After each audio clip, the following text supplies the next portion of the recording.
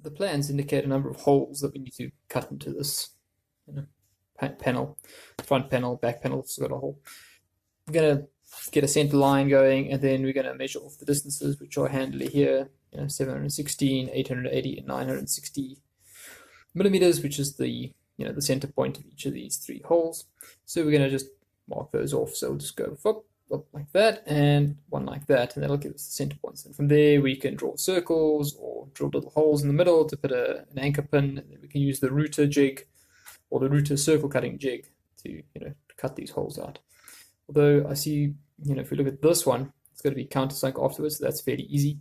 This one's got to be rebated, I think is the word, recessed by 4.2 mils. You can translate the German. And same with this one, also by 4.2, which makes sense because I've measured the speakers, and you can see they've got like a lip around them. And then you can see it on the side view here.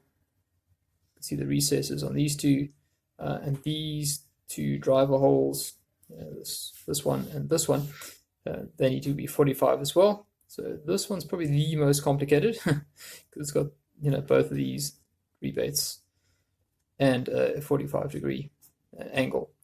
It doesn't actually say 45-degree angles, but it looks like that to me, so that's the bit I managed to get. Anyway, let's start up by figuring out the center points of these holes, and from there we can take it. I think I'll try to do the outside of this hole, and then this is going to be complicated. You can see here, this one's marked A. It's actually a circle on the outside, but then it's squared off.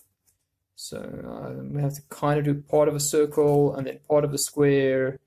And yeah, if you guys are going to make drivers, design drivers, maybe don't do this because it makes it more complicated. Suppose you have a CNC, then it's easy. That's a little out of my reach, or a lot out of my reach, I suppose. Cool. Anyway, let's get marking.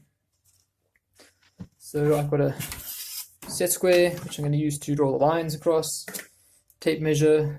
One handy trick is this board is 1,000 millimeters, so I basically just measure 500 or 50 centimeters, 500 mils, and mark it there, and then double check it from the other side, and it lines up, which means that, well, A, my tape measure works, and B, the board is 1,000 mils. So from then we can just measure off from the plans, first the 716, then the 880, and then the 960.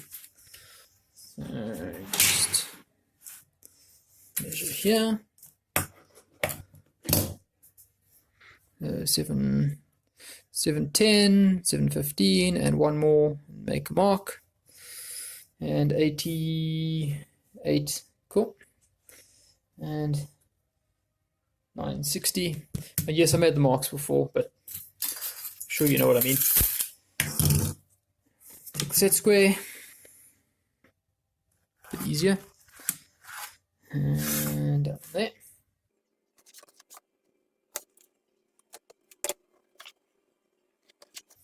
Broke my pencil. Lead.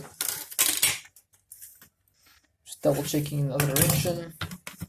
So I can cut my hair down here. Yeah.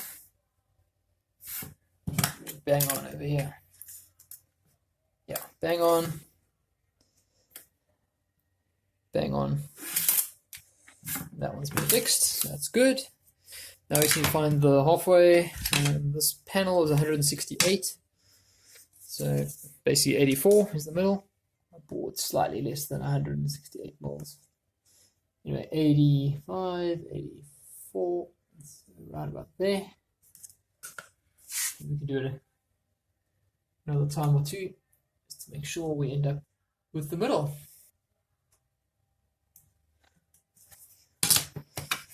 And then the set square again.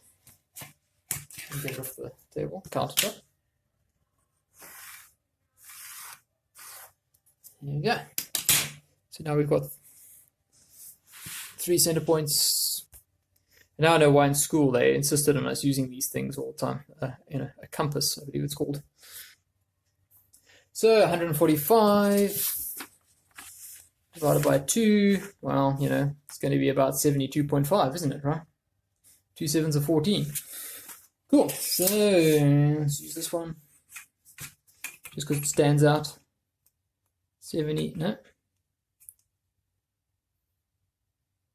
72.5, there we go. Bang in the middle. So we don't actually have to do this, because what we're going to do is drill a little hole in each of these and put a pin into them, and then the circle jig can go around that. But sometimes it's nice to have a circle just so you've got an idea of what you're doing when you're cutting. If you start going wrong, you might be able to fix it. I mean, if this one, if you started going a bit beyond it, you could flip the board over, because it's going to be 45 degrees, right? So it's going to flare out. So 2 speakers, 2 front panels, right?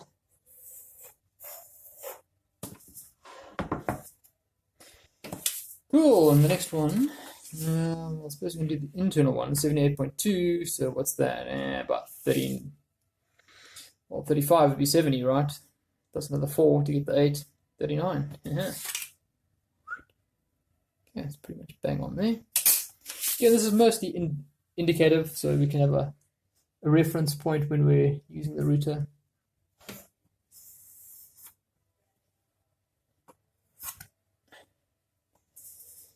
And the last one, we may as well do both. So 47, 65. 65 is 32.5. There's 32.5 on this thing. Okay, bang in the middle.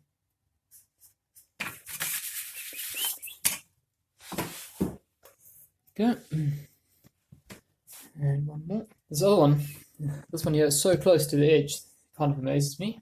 Okay, 23.5. And then we try to figure this out. 98. Okay, that's pretty easy. 49.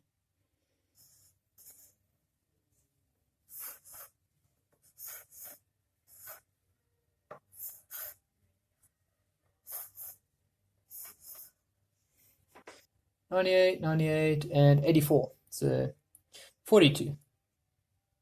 Let's just put the 42 in the middle, which is what I'm doing now.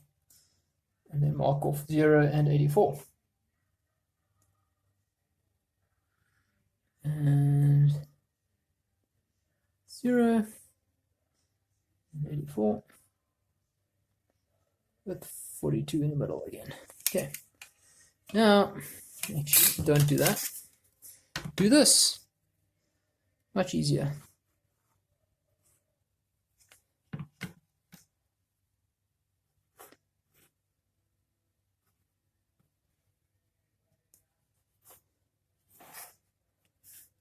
So you can see this is the area here that'll have to be molded out.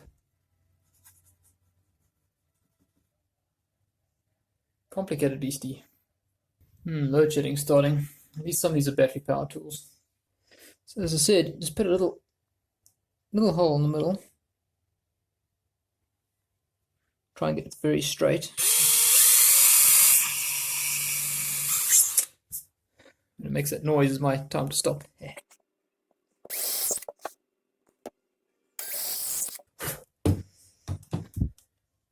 Pretty safe to do on the kitchen countertop if the drill bit only sticks out that too much and you have a layer underneath. So it kind of means you're not actually drilling through. We can drill through later though. Okay, swap them over. 3 more little holes.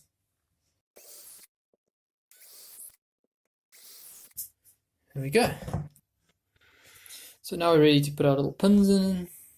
Then we can use the circle jig to guide the router around, which is highly recommended. And unfortunately, load shedding is coming, so I better make supper before the power goes out. This will have to wait.